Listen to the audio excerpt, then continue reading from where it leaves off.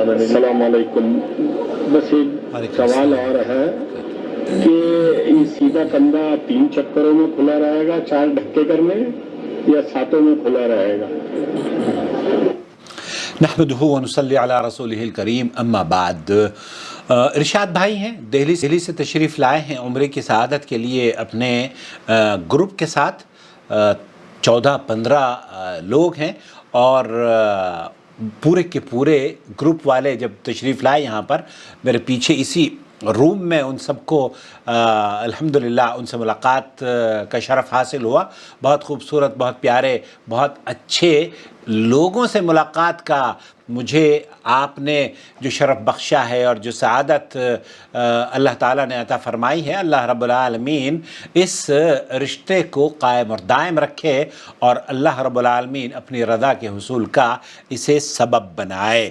ارشاد بھائی یہ جاننا چاہ رہے ہیں، رضوان بھائی کی کل طبیعت خراب تھی تو انہوں نے بتایا کہ 2 طواف کیے انہوں نے، اور طواف کے دوران ہی انہوں نے اپنے آپ کو ویک محسوس کرنا شروع کیا. بہت سے لوگوں کا یہ سمجھتے ہیں کہ جو طواف ہم کر رہے ہیں، اگر طواف 7 نہیں ہوئے ہیں تب ہم اس کو پورا ہی کریں گے، ادھورا چھوڑ دیں گے تو شاید گناہ ہوگا.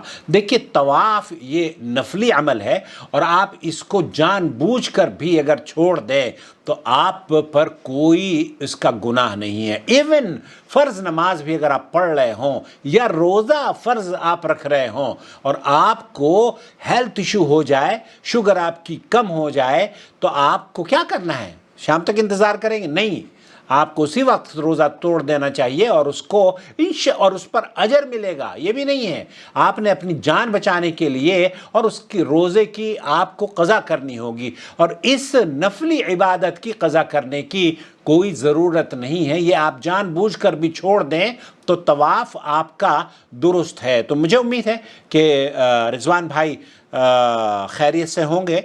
میری ملاقات بات نہیں ہو پائی ہے، اور آج شدید بارش ہے جدہ میں، شاید آپ محسوس کرتے ہوں گے، آواز سن رہے ہوں گے. میرا ارادہ تھا ارشاد بھائی کہ میں آپ لوگوں کے لیے کچھ کھجوریں لے کر آیا تھا آپ کے سب ساتھیوں کے لیے، لیکن مجھے نہیں لگتا کہ میں مکہ مکرمہ میں آج آ سکوں گا، کیونکہ چاروں طرف جدہ کے جو انڈر پاسز ہیں وہ بھر چکے ہیں اور گاڑیاں نکلنا دشوار ہے. بہرحال اللہ سے دعا ہے کہ اللہ تعالیٰ بار بار یہ موقع نصیب فرمائے اور آپ جیسے جب یہاں تشریف لائیں تب اس ہمیں خدمت کا موقع اللہ تعالیٰ عطا فرمائے.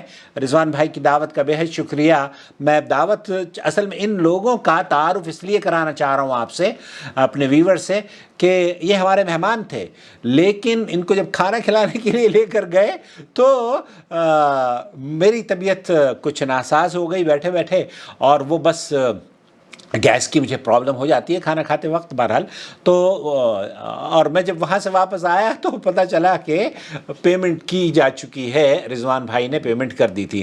تو اللہ تعالیٰ آپ کا ساتھ تو بہت کم رہا اور ہم آپ کی شان آپ کی خدمت بھی نہیں کر پائے، لیکن مجھے امید ہے کہ انشاءاللہ مستقبل میں جب ملاقات ہوگی تو اس کا نعم البدل آپ مجھے عطا فرمائیں گے. اچھا جی، اب یہ مختصر سے گفتگو آپ کا بھی اور آپ کے تمام ساتھیوں کا ارشاد بھائی بہت شکریہ. اللہ تعالیٰ آپ کو، آپ کی اہلیہ کو، رضوان بھائی کو، ان کی اہلیہ کو، اور جتنے بھی گروپ کے ممبران ہیں، قاضی صاحب اور دوسرے بھائیوں کو، اللہ تعالیٰ ان جوڑوں کو جنت کا جوڑا بنائے. آمین یا رب العالمین، اور ہمیں بھی جنت میں آپ سے ملاقات کا شرف بخشے.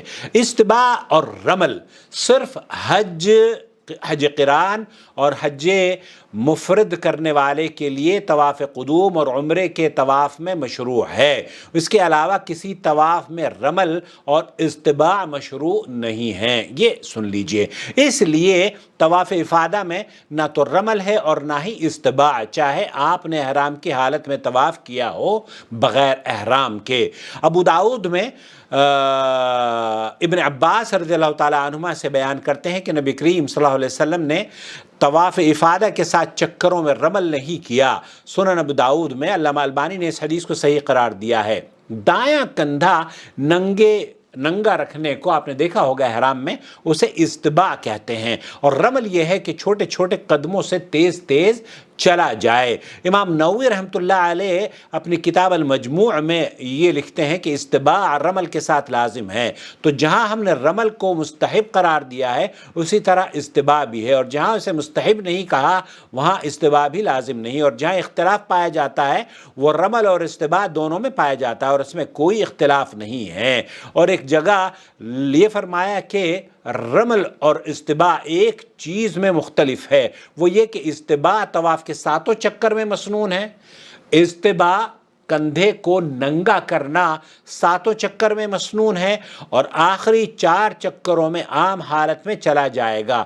تو استباع جو ہے کندھے کو ننگا کرنا وہ صرف اور صرف وہ پورے ساتوں چکروں میں ہے، اور رمل تیز چلنا وہ صرف شروع کے 3 چکروں میں ہے۔ اور ابن قدامہ میں جو ذکر کیا ہے کہ ہم نے ذکر کیا ہے کہ اس کے علاوہ رمل اور استباع کرنا مسنون نہیں، کیونکہ نبی کریم صلی اللہ علیہ وسلم اور آپ کے صحابہ رضوان اللہ علیہم نے استباع اور رمل نہیں کیا۔ تو عام طور پر جو طواف آپ کرتے ہیں اس میں نہ تیز چلنے کی ضرورت ہے اور نہ ہی استباع کرنے کی ضرورت ہے۔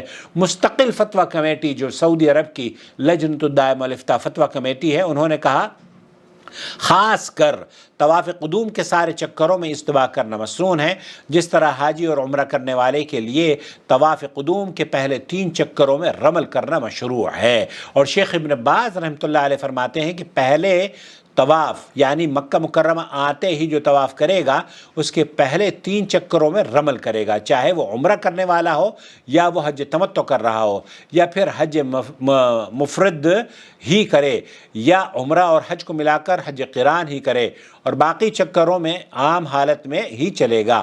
ہر چکر چھوٹے چھوٹے قدموں سے شروع کرے، اور اس کے لیے اس طواف کے سارے چکروں میں استباع کرنا مستحب ہے، اس کے علاوہ کسی طواف میں نہیں۔ تو خلاصہ کلام یہ ہوا کہ 3 چکروں میں جو یہ بہت سارے لوگوں کو ہم نے بھی دیکھا ہے کہ وہ 3 کے بعد اپنے کندھے کو ڈھانک لیتے ہیں، تو ایسا نہیں ہے۔ جب استباع آپ کر رہے ہیں تو پورے اس میں کریں، پورے طواف میں کریں۔ استباع سعی میں نہیں ہے، سعی آپ پورا احرام پہن کر کریں۔ تو ارشاد بھائی مجھے امید ہے اللہ تعالیٰ آپ کے عمرے کو قبول فرمائے اور آپ کو بار بار ہمارے حرم کی زیارت نصیب فرمائے۔ ایک بار پھر میں آپ کا شکریہ ادا کرنا چاہتا ہوں، آپ اپنے ساتھیوں کو لے کر ہمارے گھر تشریف لائے۔ مجھے موقع نہیں مل پایا کہ آپ کی شایان شان آپ کے لوگوں کی ضیافت کا حق ادا کر سکتا، لیکن جو بھی کیا وہ اللہ تعالیٰ سے دعا ہے کہ اللہ رب العالمین اسے شرف قبولیت بخشے، اور اس رشتے کو، جو رشتہ ہمارا اور آپ کا ہے، یا وہ رشتہ جو زائرین کا، بیت اللہ کے ضیوف الرحمن کا بنا ہے، اللہ تعالیٰ اسے قائم اور دائم رکھے۔ میری طرف سے سب کو میں اگر مکہ آج میری خواہش تھی، واللہ ارشاد بھائی میں بتاؤں میری خواہش تھی کہ میں شام کو نکلوں، بلکہ ہم نے تو وہ رات کو گفٹ وغیرہ خرید لیے کہ ان سب کو ہم کھجور کے گفٹ دیں گے، لیکن ملاقات شاید ناممکن ہو، کیونکہ جدہ کی سڑکیں پانی سے بھر چکی ہیں، اور حکومت کی طرف سے یہ انسٹرکشنز ہیں کہ آپ سڑکوں پر نہ نکلیں، خاص طور پر ہائی ویز پر بھی کہا جا رہا ہے کہ، اور کئی گاڑیاں بہرحال پھنس بھی گئی ہیں۔ اللہ سے دعا ہے کہ اللہ رب العالمین اس بارش کو ہم سب کے لیے نفع بخش بنا دے، اور اس سے اللہ رب العالمین فصل اگنے اور اللہ کی اس مخلوق کے لیے خوشحالی آنے کا اسے ذریعہ بنا دے۔ اپنا بہت خیال رکھیں، دعا میں یاد رکھیں، اور میری طرف سے سب کو سلام کہیں ان بھائیوں بہنوں کو جو ہمارے یہاں تشریف لائے۔ مجھے امید ہے کہ جب یہ سارے ساتھی آپ کے مکہ مکرمہ سے یہاں تشریف لائیں یا پھر حرم کی زیارت کے لیے اللہ تعالیٰ ان کو بار بار موقع دے، تو انشاءاللہ ملاقات ہوگی۔ والسلام علیکم ورحمۃ اللہ وبرکاتہ۔ وما أرسلنا من قبلك إلا رجالا نوحي إليهم فاسألوا أهل الذكر إن كنتم لا تعلمون بالبينات والزبر وأنزلنا إليك الذكر لتبين للناس ما نزل إليهم ولعلهم يتفكرون أفأمن الذين مكروا السيئات أن يخسف الله بهم الأرض أو يأتيهم العذاب من حيث لا يشعرون